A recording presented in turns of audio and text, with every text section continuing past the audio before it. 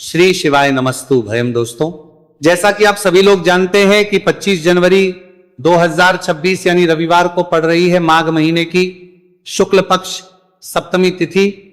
और दोस्तों, यह वह तिथि है जो माघ महीने में पड़ने वाली सबसे बड़ी तिथि है, क्योंकि यह रविवार के दिन पड़ रही है और इसका बहुत ही बड़ा और विशेष महत्व होता है।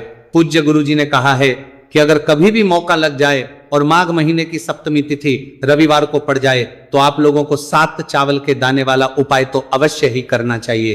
इन दोनों का संयोग बहुत कम आता है और इसी के साथ में गुरुजी ने अपनी शिव पुराण कथा में बताया है कि इस दिन आपको 7 चावल के दाने वाला उपाय तो आपको अवश्य ही करना चाहिए, क्योंकि ऐसा दिन पूरे साल में सिर्फ एक ही बार आता है। और दोस्तों, आप सभी लोग जानते हो कि रविवार सप्तमी तिथि का अगर सबसे बड़ा कोई उपाय है तो 7 चावल के दाने वाला उपाय है। तो इस रविवार सप्तमी तिथि के दिन आप लोगों को इस 7 चावल के दाने वाला उपाय को जरूर करना है। बहुत सारे लोग होंगे जिन लोगों ने इस उपाय को ना किया हो, मतलब पूरा महीना निकल गया, उन्होंने किसी भी दिन इस 7 चावल के दाने वाला उपाय को ना किया हो। पर दोस्तों, आपके पास एक आखिरी मौका बचा हुआ है जो कि 25 जनवरी के दिन है। तो इस दिन आप लोगों को इस वाले उपाय को जरूर कर लेना है।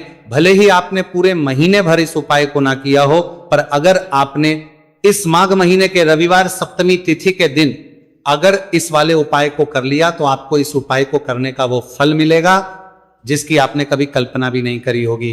इसीलिए आप लोग इस वाले उपाय को एक बार जरूर कर लेना है, ताकि आप लोगों के हाथ से ये मौका ना जा सके और आपको इस उपाय को करने का फल मिल सके। दोस्तों, यह उपाय पंडित जी ने अपनी अभी की ही श्री शिव महापुराण की कथा में बताया है, जिस उपाय को आज हम आपको बहुत अच्छे से समझाने वाले हैं। इस वीडियो को देखने के बाद इस उपाय को के लिए आपको कोई और वीडियो को देखने की जरूरत नहीं पड़ेगी। तो चलिए दोस्तों, उपाय को शुरू करते हैं। देखिए, यह इस माघ महीने के रविवार सप्तमी तिथि के दिन ये इतना खास होता है, इतना महत्वपूर्ण होता है। देखा गया है कभी कभी बड़े बड़े पूजा पाठ अनुष्ठान से जो मनोकामना पूर्ण नहीं होते, वो माघ महीने के रविवार सप्तमी तिथि के दिन एक छोटे से उपाय करने से ही आपकी मनोकामना हो जाती है।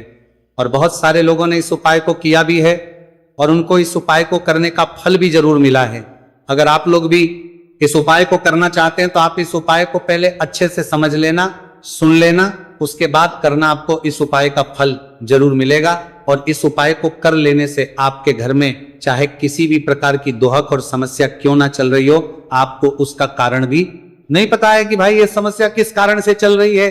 कुछ भी कारण हो सकता है, जैसे पितृदोष हो सकता है या किसी भी तरह का मंगल दोष भी हो सकता है। तो इस दिन आप लोगों को यह वाला उपाय कर लेना है। ये एक ऐसा उपाय है जिस उपाय को अगर किसी विशेष दिन पर किया जाए तो भाई उस विशेष दिन का जो है वह तो हमें मिलता ही मिलता है, पर हमने उस दिन पर इस उपाय को किया है तो हमें उससे भी बड़ा फल मिलता है और फल बहुत जल्दी मिलता है, क्योंकि आप इस उपाय को बहुत ही बड़े और विशेष दिन पर कर रहे हो। तो अब उपाय के बारे में बात करते हैं, लेकिन उससे पहले आप लोगों को यह जानना आवश्यक है कि आखिर यह उपाय किस समय करना है, किसको करना है और कैसे करना है। तो चलिए हम आगे आपको वीडियो में एक एक करके बता देते हैं। लेकिन उससे पहले अगर आप लोग हमारे चैनल पर पहली बार आए हैं या फिर मेरी आवाज आज पहली बार सुन रहे हैं तो हमारे चैनल को सब्सक्राइब जरूर कर लेना और इस वीडियो को लाइक करके कमेंट बॉक्स में श्री शिवाय नमस्तु भयम ओम नमः शिवाय जरूर टाइप कर दे। तो दोस्तों, इस 7 चावल के दाने वाला उपाय को हमें इस रविवार सप्तमी तिथि के दिन कैसे करना है, किसको करना है, किस समय करना है और कहां पर करना है, ये सारे सवालों के जवाब आपको इस वीडियो में मिल जाएंगे। और जो ये वीडियो देखेगा भाई उसको 7 चावल के दाने वाला उपाय जरूर करना चाहिए, क्योंकि इस दिन एक चावल के दाने का भी बहुत ही बड़ा और विशेष महत्व होता है। और जब बात आ जाए 7 चावल के दाने वाला उपाय की, तो ये सोने पर सुहागा वाली बात हो जाती है और ये एक बहुत ही बड़ा उपाय हो जाता है इस रविवार सप्तमी तिथि का। तो अब दोस्तों, इस 7 चावल के दाने वाला उपाय को आखिर करना किसको है, सबसे पहले हम लोग वह बात जान लेते हैं। तो देखो, घर की जो बड़ी माताएं बहनें होती हैं, उन माताओं बहनों में से कोई भी एक बड़ी माता बहन इस वाले उपाय को कर सकती है। और दोस्तों, अगर आप चाहें तो अपने घर में से सभी सदस्यों को भी इस उपाय को सकते हैं। अगर किसी व्यक्ति की खुद की कोई मनोकामना है, खुद की कोई दुख और परेशानी है जो कि वो अपने लिए ही करना चाहता है, इस वाले उपाय को तो वो खुद अपने लिए भी कर सकता है।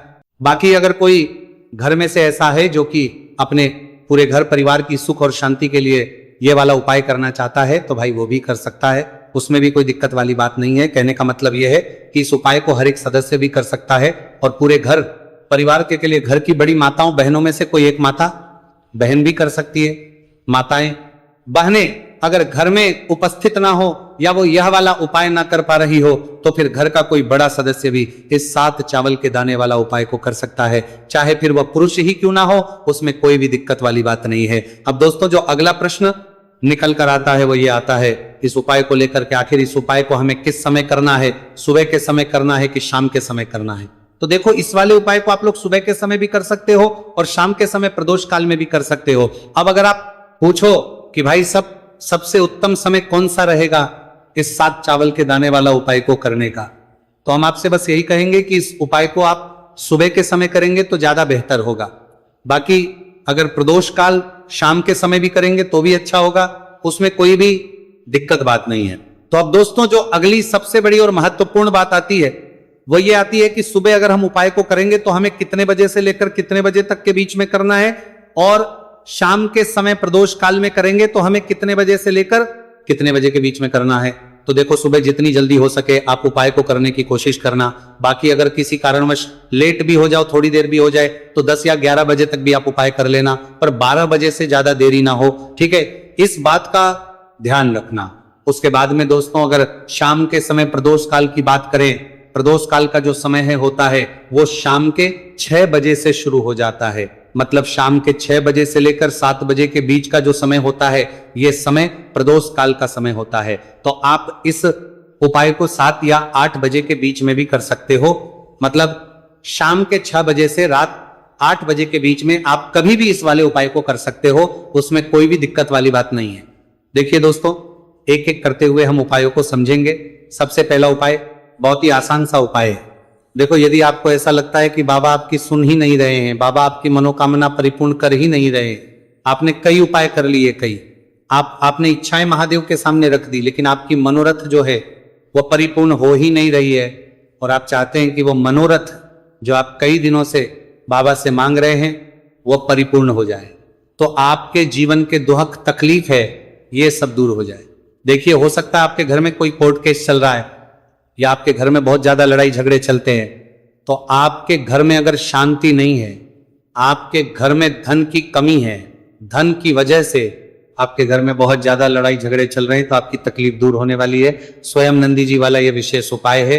नंदी जी के कान में कुछ बोलना है, नंदी जी के कान में इस प्रकार से बोलना है और आपकी मनोकामना परिपूर्ण हो जाएगी। देखो क्या क्या चीजें को लेनी है, पहले ये समझ लीजिए।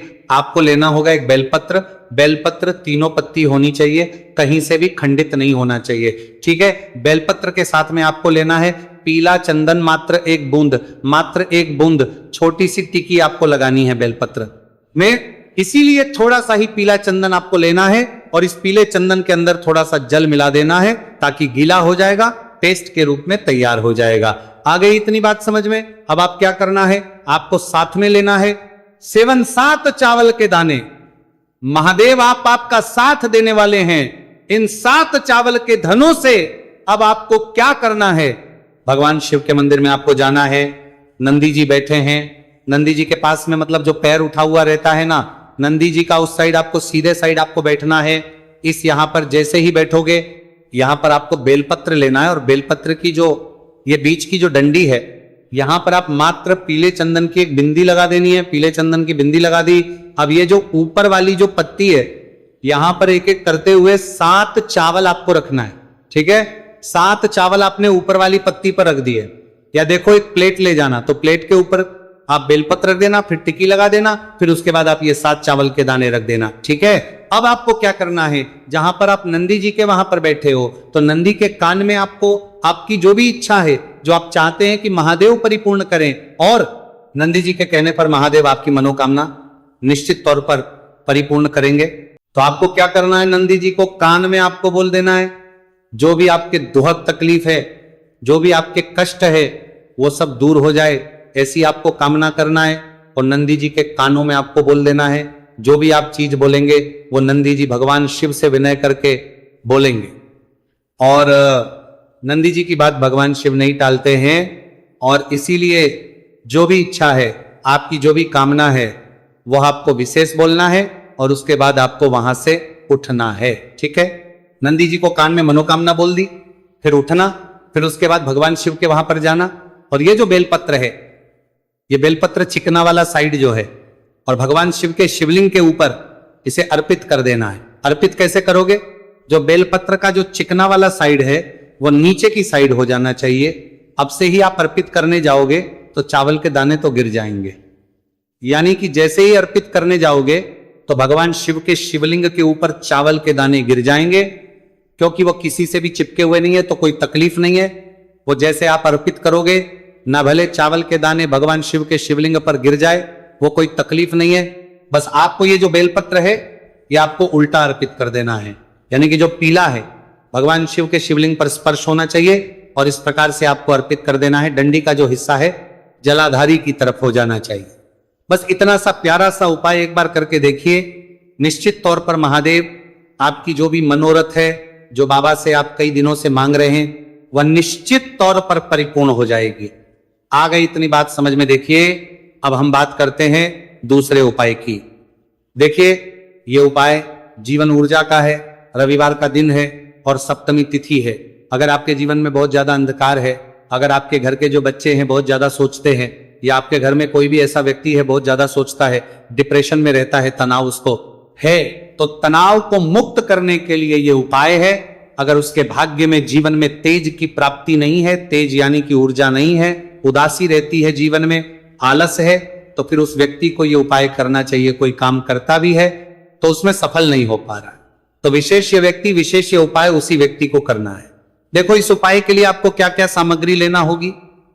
सबसे पहले तांबे का एक पात्र लेना, उसके अंदर घर से आपको जल भरना है। अब इसी जल के अंदर आपको लाल चंदन डालना है। एक चुटकी डालें, थोड़ा ज्यादा डालें, जितना आपको डालना है आप डालें। लाल चंदन जो होता है वो तेज की वृद्धि करता है। रविवार के दिन लाल चीजों का उपाय करना बेहद शुभ होता है, और हो सके तो लाल रंग के कपड़े पहन करके अगर आप ये उपाय करेंगे ना तो और भी शुभ होगा। ये लाल चंदन मिश्रित जल आपको क्या करना है, आपको जाना है किसी भी बेलपत्र के पेड़ के, वहां पर सुबह से लेकर के शाम तक आप ये उपाय कर सकते हैं। कल रविवार की सप्तमी तिथि पर सुबह से लेकर के शाम तक आप बेलपत्र के पेड़ के वहां पर जाना।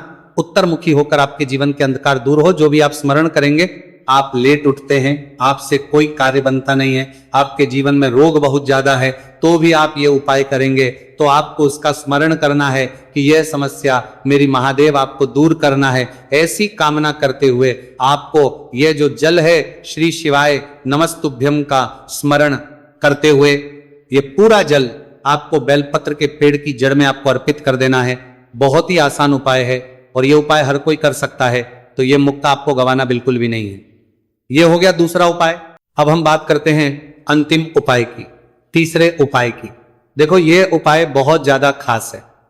शिवलिंग पर चढ़ा जल 3 जगह आपको लगाना है। आपके शरीर में और आपकी बीमारी दूर हो जाएगी। देखो अगर आपको कोई बीमारी हो गई है और बार बार आप डॉक्टर को दिखा रहे हैं, डॉक्टर ने बोला 5-10 दिन अगर आराम नहीं होगा तो आप एडमिट हो, या आपके शरीर में कोई रोग है जो कई दिनों से है और आप चाहते हैं कि वो रोग आपका दूर हो जाए, तो ये रोग आपका निश्चित तौर पर दूर होगा। बहुत ही आसान सा उपाय है। घर का कोई भी व्यक्ति ये उपाय करता है, सकता है। ये रोगी व्यक्ति भी ये उपाय कर सकता है। मात्र तांबे के पात्र के अंदर 1 लोटा जल लेना है और आपको आज के दिन यानी कि रविवार की सप्तमी तिथि के दिन आपको जाना है भगवान शिव के मंदिर में। और अब आपको क्या करना, इस उपाय को समझना। 1 लोटा जल है। अब आपको भगवान शिव के शिवलिंग पर सबसे पहले गणेश जी के स्थान पर, कार्तिकेय जी के स्थान पर, मां माता अशोक सुंदरी वाले स्थान पर, पार्वती माता के हस्तकमल पर, फिर भगवान शिव के शिवलिंग पर आपको अर्पित कर देना है। जैसे ही जल जलाधारी के वहां पर आएगा ना, वह जल आपको झेल लेना है। ठीक है, जल झेल लिया आपने। अब आपको क्या करना है, महादेव से प्रार्थना करना है कि अब बीमारी दूर करने के लिए मैं मेरे घर पर लेकर के जा रहा हूं इस व्यक्ति को। यह व्यक्ति जो है ये बीमार है, इसकी जो परेशानी है ये आपको दूर करनी है। ऐसी कामना करते हुए आपको घर पर लेकर के आ जाना है। जो भी व्यक्ति बीमार है वह खुद स्वयं उस जल को छुए और उसे 3 जगह लगाना है।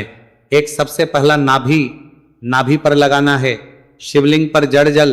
फिर दूसरा जो है मस्तक, सिर पर, जहां पर हम तिलक करते हैं ना, बीचों बीच में, यहां पर इस यहां पर आपको जल लगाना है और तीसरा जो है सिर पर आपको जल लगाना है।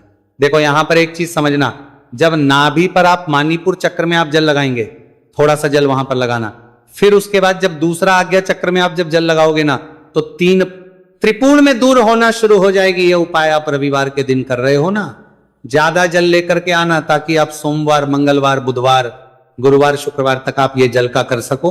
ठीक है, लगातार 5 दिन आपको लगाना है, आपके शरीर में निश्चित तौर पर आराम आपको मिलेगा। तो दोस्तों